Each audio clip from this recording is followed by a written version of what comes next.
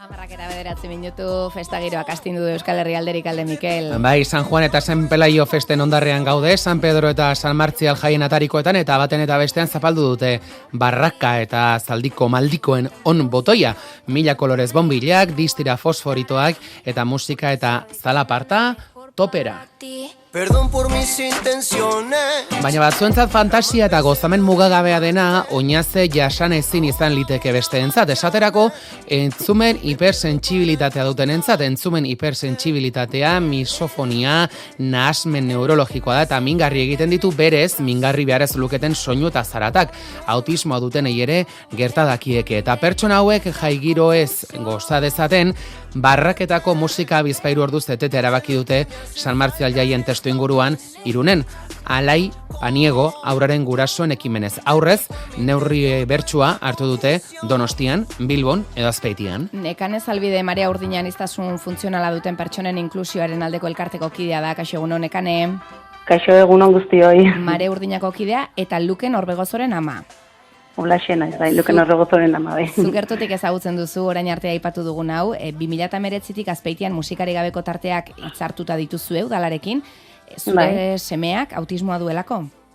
Bai, bueno, besteak beste, Azpeitik uda nik uste Euskal Herri mailan izan zala lehenengotako ekimen hau antolatzen, geure behar batei erantzunez, ez, Marea Urdinan ikusten genuen, hainbat umek ezin zebela parte hartu jaietan, beste guztiak bezala, eta askotan, aniztasun funtzional fisikoak erraixago ikusten ditugu, ez, baina kognitiboak zailagoak dira ulertzen.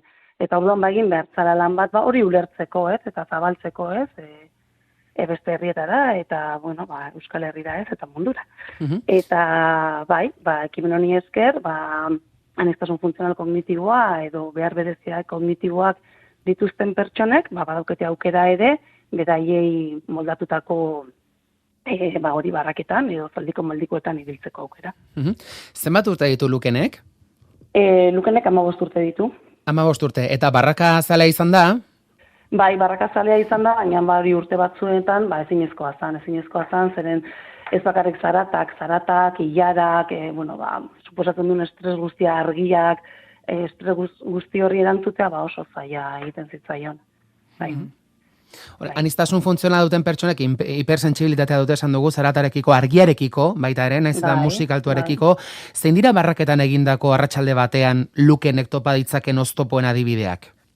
Oztopoen adibideak ilarak, asteko, jendeak, bultzak, zaratak, musika altua, musikaren kalitateak ere askotan, ez, igual musika berdina leku baten arestean ez igual molestatzen, murmulloa, jendetzak, horregatik aurten ere guztio kontutan eukita, musika gabeko orduak aparte, San Juaneko festatan, Azpeitiko auzo batean, ordu batzuetan, eginda esklusiboa, aniztasun funtzionala kognitiboa duten pertsonentzat, bakarrik montatu ahal izateko.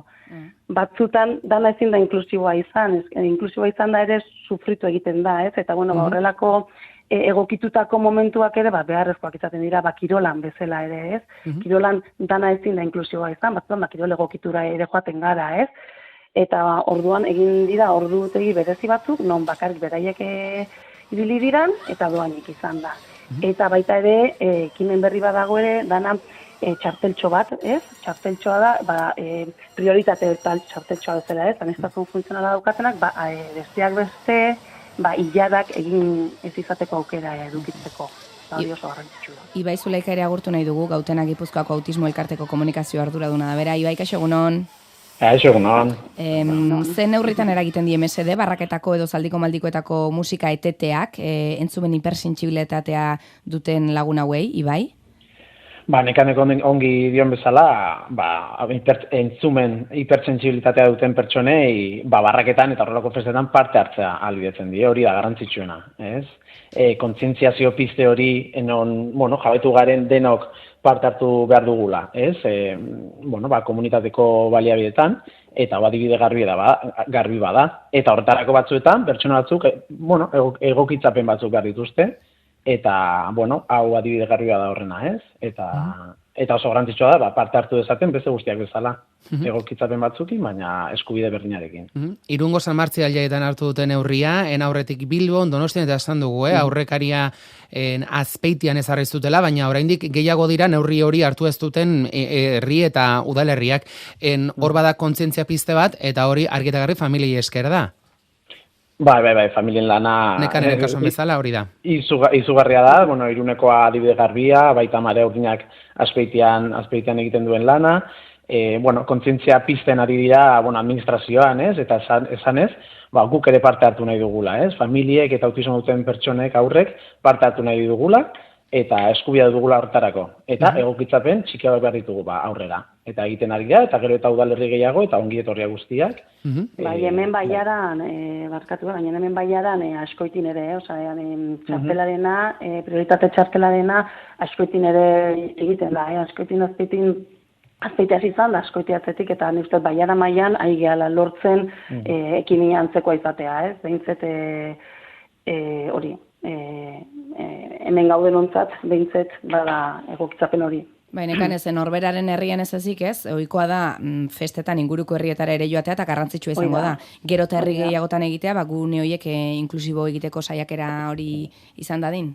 Bai, hor bizipoza elkartak badauka esaldi polit bat, ez? Eta esaten du mundua guztiontzat beharko lukela izan, baina ez dala ez, hori, mundua guztiak behar du guztiontzat izan. Eta hori, gero eta udalerri gehiagotara zabaldu, mundua aberatsagoa eta zoriontsugu izangoa.